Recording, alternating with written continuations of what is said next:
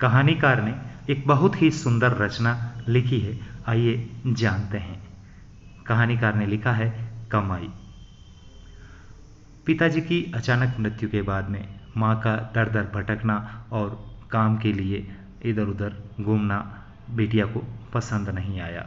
सुधा बिटिया ने घर की यानी माँ की और छोटे भाई बहनों की जिम्मेवारी उठाने का निर्णय लिया। जैसे तैसे सुधा बिटिया को शहर में नौकरी मिल गई, लेकिन नौकरी के लिए गांव से शेयरिंग ऑटो में बैठकर जाना पड़ता था और वहां से 1.5 घंटा बस के सफ़र के बाद ही वह अपनी नौकरी पर पहुंच पाती थी। लगभग 2 महीने तक नौकरी अच्छे से चलती रही कि अचानक एक दिन दोपहर से ही भयंकर बारिश चल रही थी और शाम तक वह बारिश होती रही।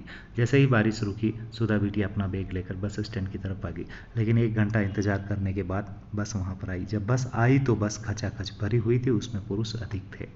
पुरुषों के साथ में बैठने में महिलाओं के साथ कम थी और पुरुष अधिक थे, तो ऐसे में जाहिर सी बात थी कि पुरुषों की निगाहें भीगे हुए कपड़ों में बैठी हुई औरतें और लड़कियों को देखने में ज़्यादा व्यस्त थी।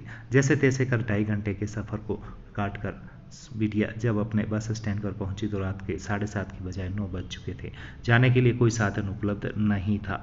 ऐसे में वह पैदल ही घर के लिए निकल पड़ी। करीब 100 मीटर ही चली होगी, वहाँ एक ऑटो वाले बूढ़े बाबा आए और कहा, आओ बेटा, आपको घर छोड़ दूँ। लेकिन कुछ संकुचाहट के बाद में बेटा उस ऑटो वाले के साथ में बैठ गई, क्योंकि उसे अपनापन लगा था।